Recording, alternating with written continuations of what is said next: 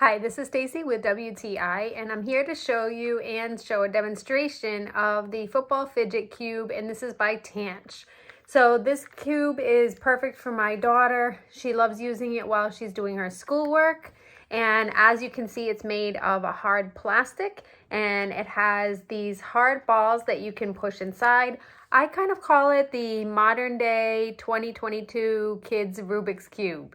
So as you can see, she loves playing with it. She fidgets around with it nonstop, as all children do. And we're just really happy with the quality of it. It is not squeezable. However, it can roll on the floor.